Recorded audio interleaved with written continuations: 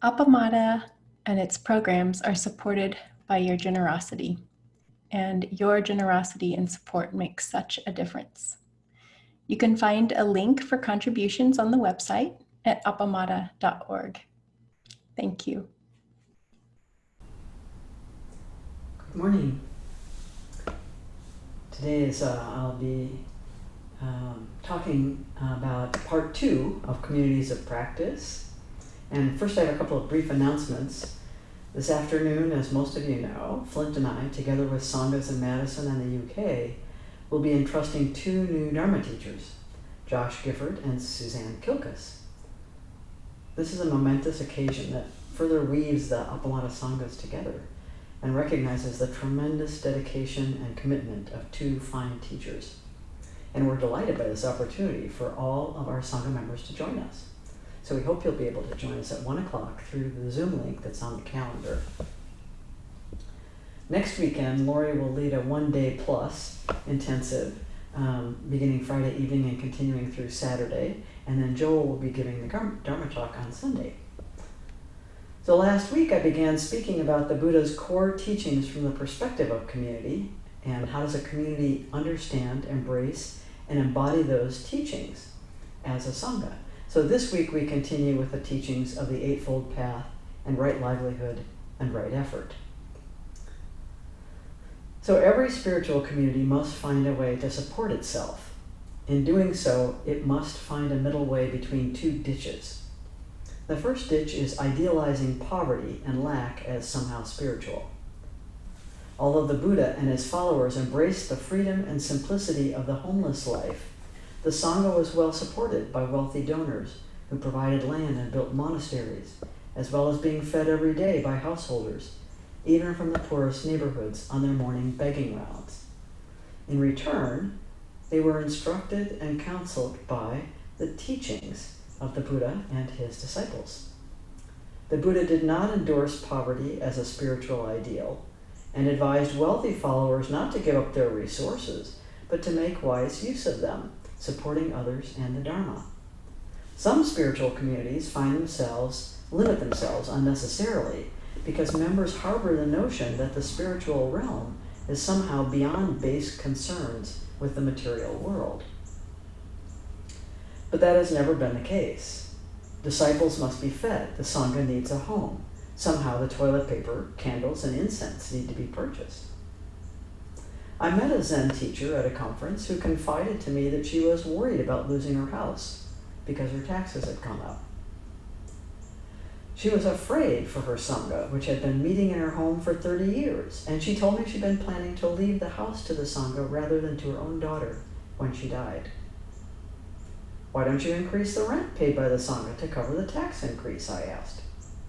"Oh," she told me, shocked. "The Sangha doesn't pay rent." I knew her intentions were good. She wanted to make this offering out of generosity and care, but I saw what that meant. "You're infantilizing them.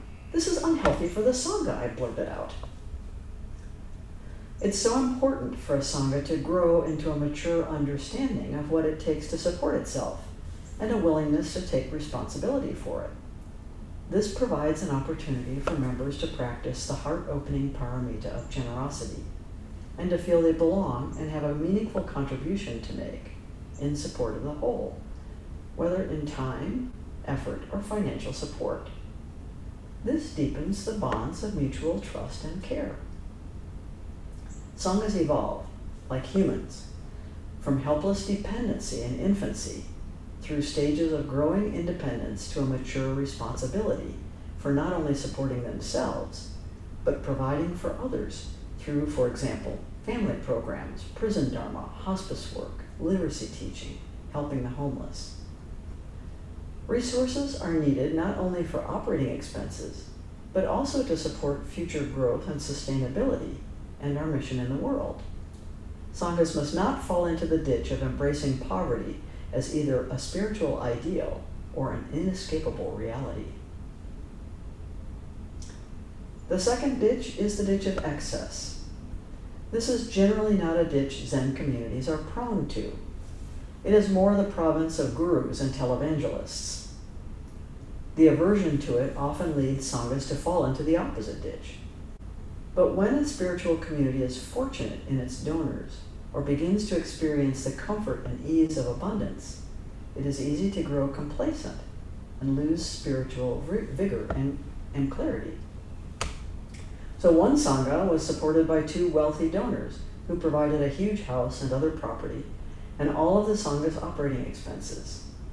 As a result, sangha members became dependent on these resources and did not develop a sense of financial awareness or responsibility for the sangha. As the donors grew older, one moved away and the other gradually provided less support.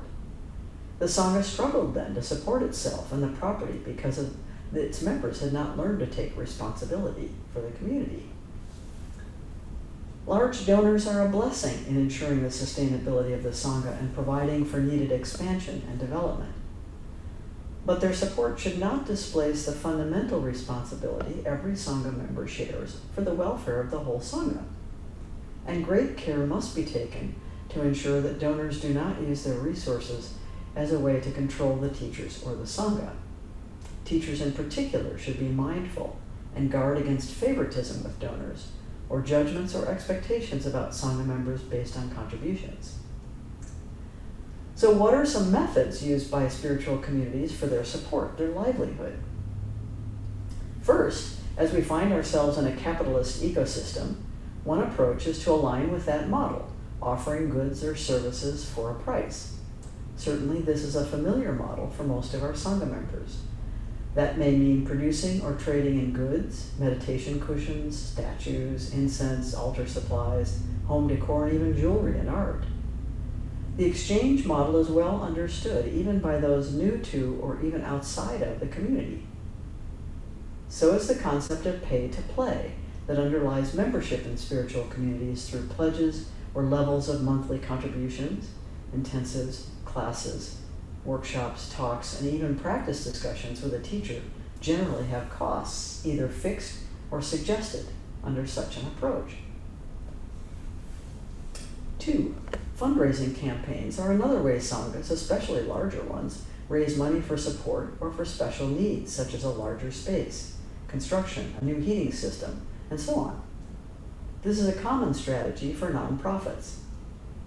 Major contributions from large-scale donors are sometimes the main funding model for some sanghas, as noted above.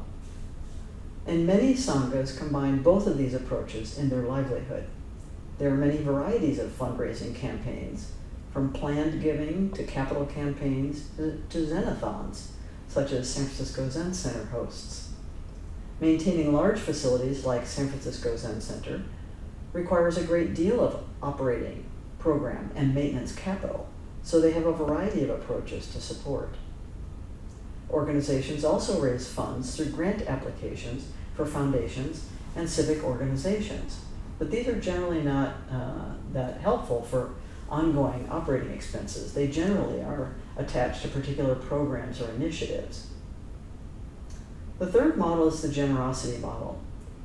In this approach, space, time, and teachings are freely offered from a sense of abundance, not acquisition.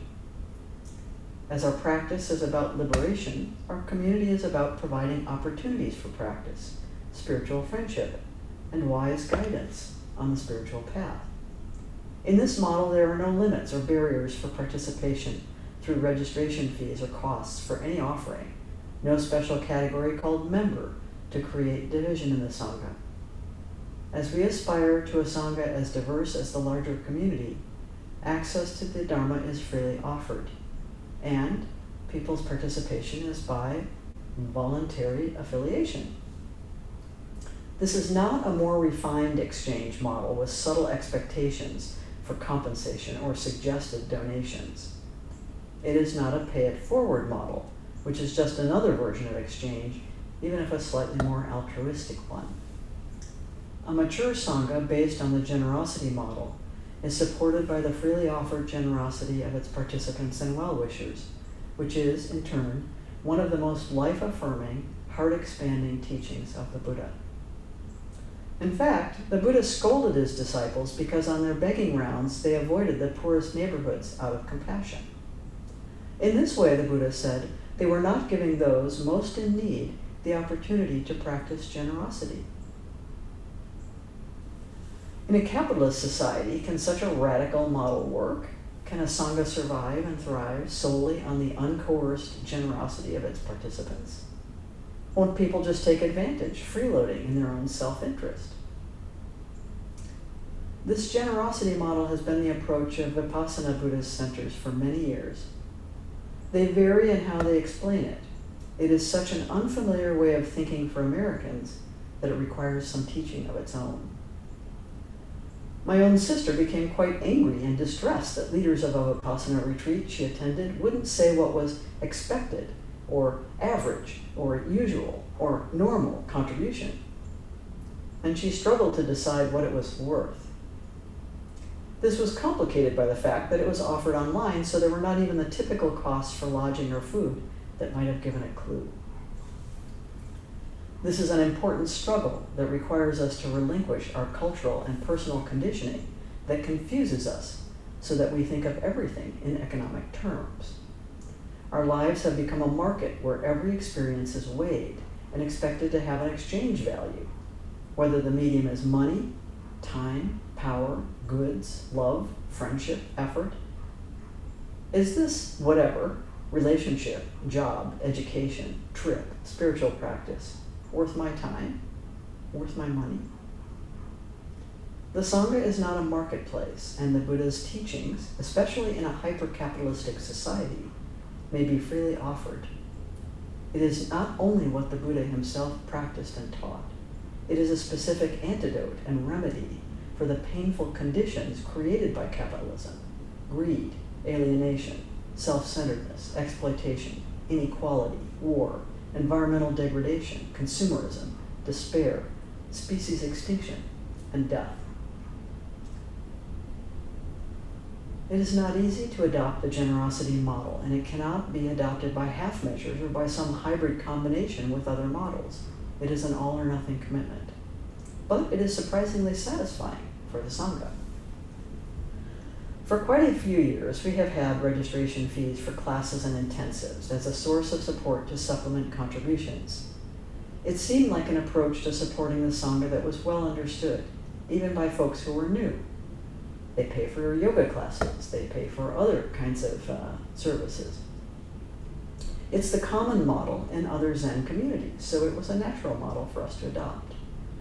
We began the transition to the generosity model last year, and we have found that it has not diminished the support that the Sangha receives. In fact, when we first began discussing the possibility with the Sangha, we received 2 large contributions to support that initiative. More importantly, we removed a financial barrier to participation, and this in turn has naturally fostered greater diversity. Now we are established in it more rapidly than we expected because of the pandemic, and it is a profound blessing. Every spiritual community is different, of course. The path of right livelihood for a Sangha must take into consideration local conditions and the values of the community. But we must not make assumptions about support based on conditioned thinking around the marketplace, the capacities of those we serve, or what churches or other faith traditions do. We are a medium for liberation. We don't need anything elaborate to share the Dharma with a world desperately in need of its wisdom and compassion. There are so many benefits of the generosity model, both obvious and unexpected, that we strongly recommend it. Even in the face of financial adversity, then, the whole Sangha can explore options and determine how best to address current conditions while creatively envisioning future possibilities. The issue of right livelihood for the Sangha is an ongoing inquiry for the whole community. It then becomes a way to reflect on the fundamental values of the community. This model is not based on conventional notions of scarcity. It comes instead from a sense of abundance and ease that is not dependent on a balance sheet or bank account. After all, the Buddha's teachings are an inexhaustible golden fountain of Dharma. The conversations with the Sangha around right livelihood for the community will also naturally invite Sangha members to explore their personal approach to right livelihood individually. as a reflection of their own values and intentions. The sixth step on the Eightfold Path is right effort. So in the beginning, the spiritual community's efforts are directed toward establishing the Sangha, building relationships, core values and principles, finding space to meet, and scheduling activity. This effort continues, but a Sangha is not just a club of people interested in Buddhism. A Sangha has work to do. Right effort from the ecological perspective means that a Sangha is collectively working, both internally and externally, to counter the forces of greed, hostility, and delusion, relieve suffering, and liberate beings. Right effort is wholehearted, without strain and striving or attachment to outcomes. That effort is ongoing in thought, as the Sangha reflects together wisely, speech, as the Sangha discusses together, and action, as the Sangha comes into being through shared activity. In all three ways, we exercise mindful, energetic care. In meetings, for example, we begin with a brief period of silence, a time to transition mindfully from other activities to the meeting and our shared purpose. One model we have found very helpful is called Conversation Cafe. It is a way of managing group discussion and decision-making that ensures all voices are heard and fairly allocates meeting time. The way it works is by dividing the group into subgroups of 6 to 8 participants. The topic of the discussion may be decided in advance, or it may be generated at the beginning of the meeting based on the concerns of participants. For example, at potlucks, we will ask each participant to list 3 topics of particular concern to them. We then list all of these topics on a large piece of chart paper so everyone can see them, and begin 3 rounds of voting. In the first round, participants can vote for as many topics as they like. In the second round, they have 2 votes, and in the final round, they have 1 vote. So they choose the topic of most interest to them. This generally results in a single topic choice that is well supported by everyone who's there. In any event, the topic decided is explained or defined until everyone is clear about it. The timing of Conversation Cafe can be adapted to the time available. Someone needs to act as the timekeeper. So here's a typical schedule. We begin with, and once the topic has been explained and defined, we begin with 1 minute of silence. Second step is 1 minute of speaking. In each subgroup, one person will speak at a time about the topic without interruption for 1 minute. You simply go around in turn, or if online, in alphabetical order. When it is your turn, the 1 minute space is protected, even if you remain silent during part or all of the time. You cannot pass your turn, but you may keep silent during it. The rest of the group listens to each person mindfully. Third step, 1 minute of silence after everyone has spoken. Fourth step, 2 minutes of speaking. The same process in which participants will each have 2 minutes to speak, now having heard each person in their group. Again, each person's time is protected. Step 5, after everyone has spoken, there's another 1 minute of silence. Step 6, open discussion. There's now a flexible amount of time for general discussion. We usually start with 15 minutes and then check to see if the groups need more time for completion. Step 7 is 1 more minute of silence. And then there's a round in step 8, 1 minute of appreciation. Each person has 1 minute to share something someone else has said that they appreciate, something thought-provoking, unexpected, inspiring, for example. Step 9, 1 minute of silence. Step 10, if a decision is to be made, a vote is taken. And then finally, either at this time or after the meeting, some time to debrief and give feedback about the process itself, how people felt it supported them. This process takes time. It takes about an hour in groups of 6 to 8, but it has so many benefits for the community that it is worth making this effort. First, it gives each person an equal opportunity to speak and to listen. It establishes fairness in discussion and corrects for unconscious bias or communication styles that are either withholding or kind of overbearing. It reduces power differentials and dissolves common power dynamics in communication. For example, interruption or people talking over one another. It invites fresh perspectives and ideas, oftentimes from people we haven't heard much from. It trains the community in mindful listening. It fosters deeper understanding, respect, and appreciation for each other. It cultivates healthy norms for discussion and decision-making in the Sangha. So even if you don't use this process for every meeting, just the fact that you're practicing and training in it as a Sangha helps all meetings move a little more smoothly. So right effort requires an ongoing mindful inquiry about how the Sangha collects and directs itself in the service of our shared intention to be a beneficial influence in the world. We have a responsibility to represent and enact the Dharma. When we are able to demonstrate the possibility for living with community in mutual care, trust, healthy relating, wisdom, and compassion, we bring light into the world. It is not only Sangha members who benefit from our efforts, the whole world is illuminated by such a community. Right effort skillfully weaves the social fabric of a community that is resilient, alive, ethical, purposeful, and trustworthy. The heart of all collective effort in the Sangha is our vow to live and be lived for the benefit of all beings.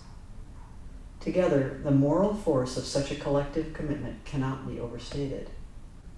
It is beyond comprehension, boundless throughout space and time, even when the Sangha itself is quite small. Whole universes unfurl themselves through our efforts in forging the spiritual community. Do not imagine for a moment that because the world is vast, troubled, and racked with greed, hostility, and ignorance, that our efforts are meager and futile. Through spiritual community, we feed a hunger most people are not even aware they are suffering from, and an existential longing for connection and care. We teach and foster new ways of relating, working together, and communicating. These efforts of a Sangha are continuously planting seeds of liberation. Without attachment to outcomes, we can be free to shape our collective efforts to address the circumstances of our unique time and place, and the immediate causes and conditions creating suffering, not only in individuals, but through larger systems and ecosystems. As Sanghas, we must engage in collective right effort. We cannot be content just to sit together in stillness and silence, as if visiting a spa. We have a presence, a voice, and a vow. Each morning we avow our collective karma, take refuge together in Buddha, Dharma, and Sangha, and vow to embody together Buddha's way. Alone, the Bodhisattva vows to liberate all beings seem insurmountable. The only way to fully express them is together. Consider the ugly, tragic legacy of racism. With right view, we clearly see that it is not merely the result of some misguided racist individuals. We bear, all of us, the burden of collective karma, the suffering created by whole systems of oppression, schools, churches, work, legal systems, as well as the more subtle and sinister systems of privilege, power, bias, and exclusion. This collective karma, when fully comprehended, is shocking, and the burden of it crushes the whole society. How can it ever be resolved? It requires a collective effort. In order for a collective effort to be truly beneficial and liberating, it needs to come from collective wisdom and compassion and ethical principles. In other words, it depends on right intention. This is cultivated, shaped, and purified through our practice together. as a community. Taking refuge together in Buddha, Dharma, and Sangha, we prepare together to express, as a community, our bodhisattva vow and to embody it through right effort together. We are taking the important steps to do this work through the Liberating Dharma program led by Circe, Sandra, Tasha, and Robin. Collective karma, not only racism, but the whole mass of collective karma, including climate catastrophe, economic inequality, misogyny, political extremism, and so on, cannot be addressed through the efforts of individuals, no matter how inspiring. Individuals can only call us to collective action. Obviously, this depends on right view, right intention, right speech, and right action. How are these qualities ever going to permeate our societies and enlighten them? It is just this way, through establishing sanghas as luminous examples of collective wisdom, compassion, and enlightened effort, that we plant the seeds of collective awakening. Our efforts through community become focused and powerful, like a laser that gathers scattered light waves into a single beam of light that can easily cut through steel.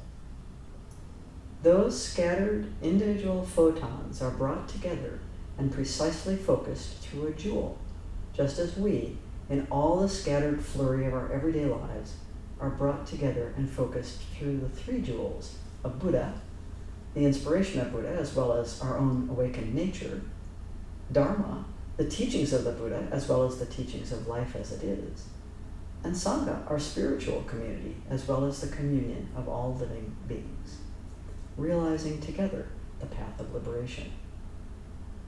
Surely this is worthy of our wholehearted collective effort. So in my next talk, in 2 weeks, I'll be continuing the exploration of the Buddha's teachings from the perspective of spiritual community. Meanwhile, please enjoy the offerings this week at Appamada. There are many of them.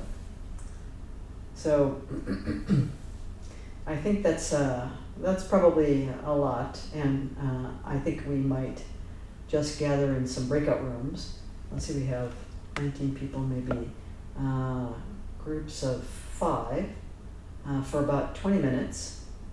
And here's what I'd like you to discuss: the questions of right livelihood and right effort for the Appamada Sangha. If anything stands out from the talk today, please share and discuss it. So our host will set up some breakout rooms for us.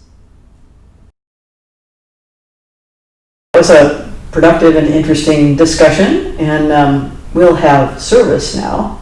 So, unless, Ann, did you have something you wanted to say? Okay, so we'll have our regular service.